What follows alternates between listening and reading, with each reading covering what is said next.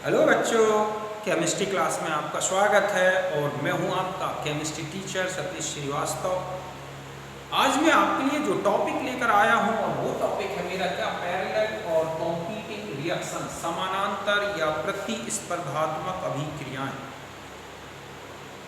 तो स्टार्ट करते हैं हम अपना ये टॉपिक और सबसे पहले आते हैं हम इसमें क्या, डेफिनेशन।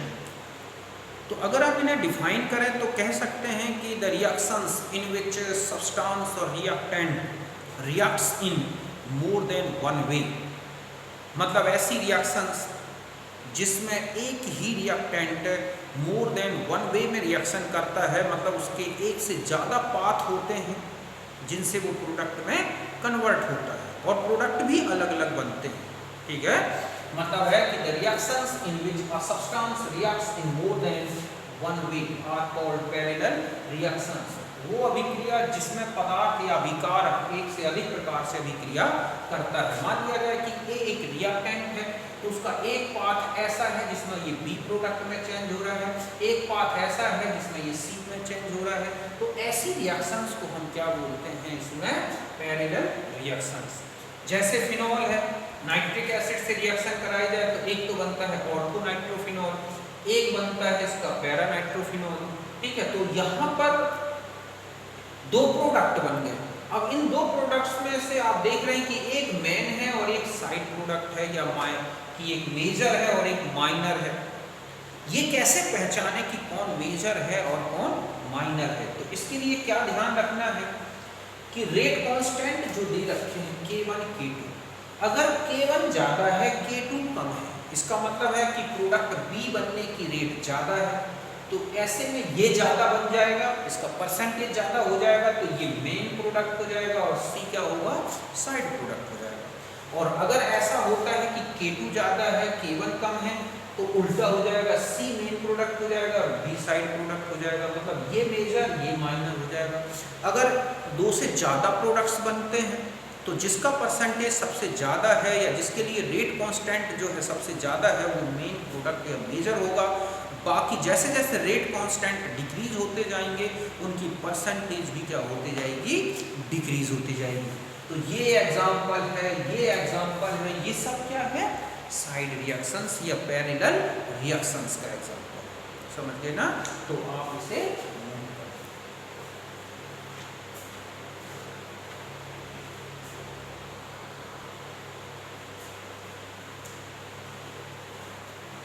अब देखो, अगर हमें पैरेलल रिएक्शन में जो प्रोडक्ट्स बने हैं उनकी परसेंटेज कैलकुलेट करनी है तो क्या रिलेशन लेने हैं। तो मान लिया जाए कि ये है A का, ठीक है, कन्वर्जन B में हो रहा है C में, इसका रेट कांस्टेंट है K1 और ये क्या है K2, तो B का परसेंटेज इक्वल टू होगा K1 upon K1 plus K2 into 100। ऐसे ही C का, अगर D E F जो भी बनते हैं उनके रेट कांस्टेंट उस पाथ का लेके और टोटल रेट कांस्टेंट के सम से क्या करें, डिवाइड कर दें और इनटू 100 करें, तो उस प्रोडक्ट का परसेंटेज कैलकुलेट हो जाएगा। मान लिया जाए कि A रिएक्टेंट से B और C बन रहे हैं जिनके स्टोइकियोमेट्रिक कोफिशिएंट N1 है और N2 है, मतलब 1 2 3 कुछ भी है। तो आपको परसेंटेज फिर ऐसे निकालना है, जो भी स्टोइकियोमेट्रिक कोफिशिएंट है उनके रेट कांस्टेंट के साथ मल्टीप्लाई हो जाएगा। अगर इसका N1 है तो N1 इंटू K1 अपॉन, देख रहे हैं आप, दोनों के रेट कांस्टेंट और उनके स्टोइकियोमेट्रिक कोफिशिएंट इनकी सम से डिवाइड करके 100 से मल्टीप्लाई करें, B ऐसे C D E F।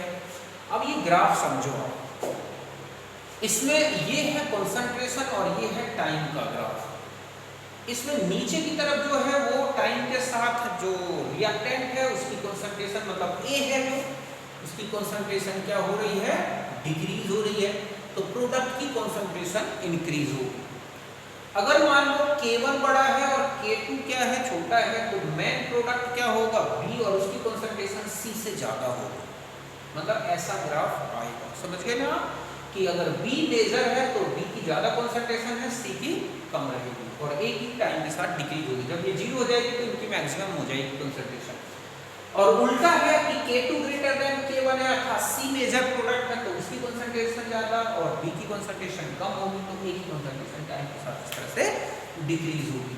तो इस तरह से पैरेलल रिएक्शन में हम क्या देख सकते हैं, प्रोडक्ट की परसेंटेज और उनके ग्राफिकल रिप्रेजेंटेशन को आप इसे नोट करें।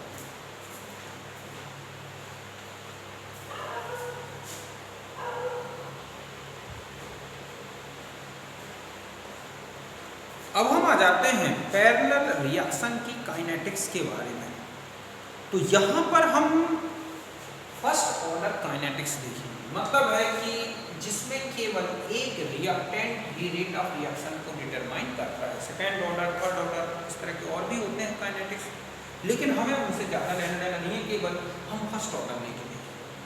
तो यहाँ पे केवल और ये क्या है, K2 है ना। आफ्टर टी टाइम अगर मान लो एक इनिशियल कॉन्सेंट्रेशन यहाँ पर ऐसे ले लें, ठीक है, ए ये है जब मतलब t बराबर 0 तब ये ए है, t इक्वल टू कोई टाइम हो गया तो ये कितना बचा, e माइनस एक्स। तो यहाँ पर हम लिखेंगे रेट ऑफ रिएक्शन, ठीक है, after T time. T time निकल जाने के बाद जो रेट ऑफ रिएक्शन है, जो प्रोडक्ट बनने की, x यहाँ पर क्या है, ये हो गई कि x जो है प्रोडक्ट अमाउंट, यहाँ पर x क्या है, प्रोडक्ट अमाउंट। तो प्रोडक्ट में कन्वर्ट होने की जो रेट है वो बची हुई कंसंट्रेशन, ये वन पाथ में जो है रेट कांस्टेंट, और जो बची हुई कंसंट्रेशन उसके डायरेक्टली प्रोपोर्शनल होगा, इसके अलावा K2 और उसमें जो बची कंसंट्रेशन उसकी डायरेक्टली प्रोपोर्शनल होगा। मतलब हम कुल मिला के ऐसा लिख सकते हैं, समझ गए ना। मतलब ये है कि दो पाथ है तो इसका जो प्रोडक्ट बनने का जो रेट है वो एक पाथ और दूसरे पाथ, दोनों पाथ में, ठीक है, डिपेंड करेगा। तो इस तरह लिख सकते हैं। और आगे बढ़ा दें हम K1 K2 तो a माइनस एक्स कॉमन है, इसको इस तरह लिख लें। यहाँ तक क्या बिल्कुल फर्स्ट ऑर्डर का जो आपने डेरिवेशन पढ़ा है, इंटीग्रेशन, वही है यहाँ पर। और आगे बढ़ा दें तो ये हो गया माइनस, इसको जब ये इसका इंटीग्रेशन ले लें, ठीक इसी तरह से dt हो गया इंटीग्रेशन, तो इसका तो हो गया minus log a minus x, और ये इसका हो गया dt का t और c की वैल्यू फिर हम इसी से कैलकुलेट कर लें। t 0 करें तो x 0 हो जाएगा, मतलब प्रोडक्ट नहीं बनेगा। तो ऐसे में हम यहाँ 0 रखेंगे, ठीक है, मतलब हम इसको ऐसा लिखें कि minus log a minus 0 equal to ये, तो हमारे पास c आ गया, c की वैल्यू हमने यहाँ पुटअप कर दी, और इसी को आगे चलें तो ये बन गया इक्वेशन।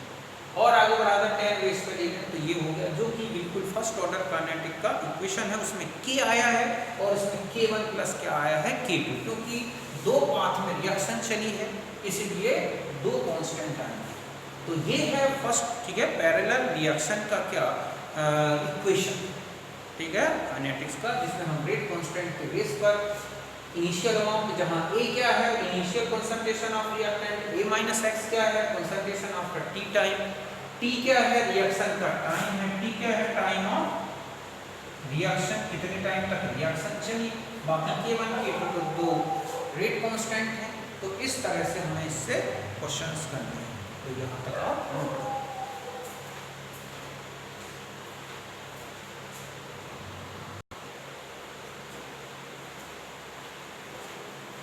अब देखो एक क्वेश्चन सिंपल सा है कि A से B और C बन रहा है, K1 और K2 इनके रेट कांस्टेंट हैं। K1 ये है, K2 ये है। पूछा गया B का परसेंटेज क्या होगा और C का परसेंटेज क्या होगा। तो सीधा सा है, B परसेंटेज इक्वल टू क्या हो जाएगा, K1 upon K1 plus K2 into 100। तो K1 की वैल्यू और ये K2 की वैल्यू और K1 की वैल्यू, इसको पुटअप करके देखा तो ये आएगा 76.83। ऐसे ही C का ये आ जाएगा, समझ गए ना। तो ये तो बहुत सिंपल क्वेश्चन था। अब एक क्वेश्चन ऐसा है जिसमें A से B और C बन रहे हैं, K1 और K2 ये है। K1 और K2 का रेशियो है 1/9 और K1 है ये। पूछा गया है कि what is the ratio of C and A after 1 our.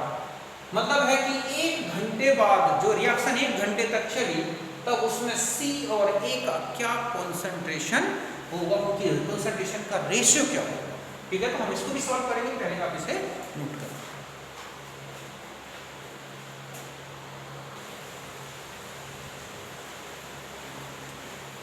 अब देखो क्वेश्चन ये था, है ना, कि K1 अपॉन K2 है 1/9, K1 दे रखा है।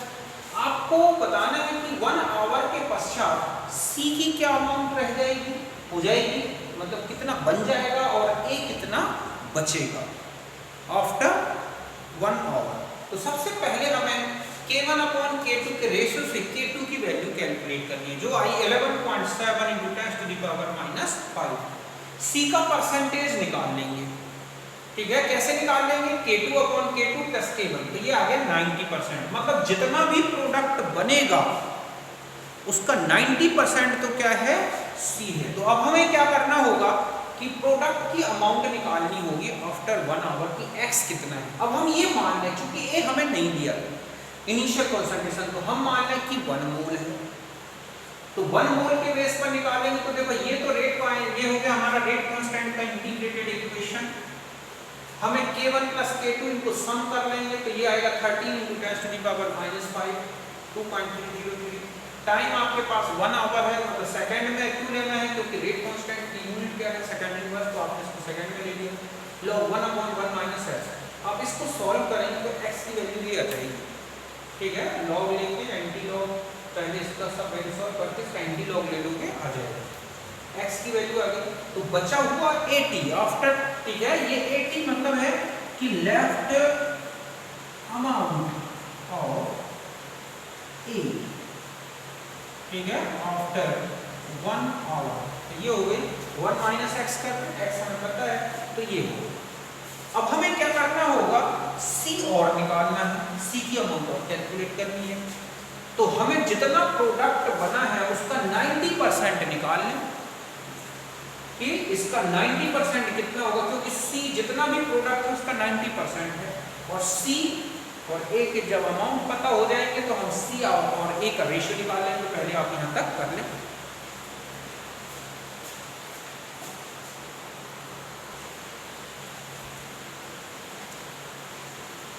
तो देखो ये निकला है आफ्टर T, ठीक है, 1 hour amount, left amount of reactant, मतलब A की अमाउंट, ये हो गया 80, ठीक है। C निकालना है, तो C है टोटल प्रोडक्ट, तो ये है, ये जो निकली है ये क्या है, प्रोडक्ट अमाउंट, मतलब दोनों जो प्रोडक्ट है B और C बने हैं उनकी टोटल अमाउंट है, ठीक है, X। तो X का 90%, क्योंकि अभी हमने देखा था C कितना है 90%, तो जो X है उसका 90% आया 0.33615। तो बस आपसे पूछा गया था C और A का रेशियो क्या होगा, तो ये होगा इसका सॉल्यूशन। तो इस तरह से मैंने आपको पैरेलल रिएक्शन बताई, उनके एग्जांपल्स बताए, प्रोडक्ट की परसेंटेज, उनकी काइनेटिक्स बताई और उनसे रिलेटेड क्वेश्चंस करा दिए। तो ये था पैरेलल रिएक्शन के बारे में मैटर। अब हम मिलेंगे नेक्स्ट में, जिसमें हम लेंगे इक्विलिब्रियम रिएक्शंस और उनकी काइनेटिक्स के बारे में। मिलते हैं नेक्स्ट में, बाय, थैंक यू।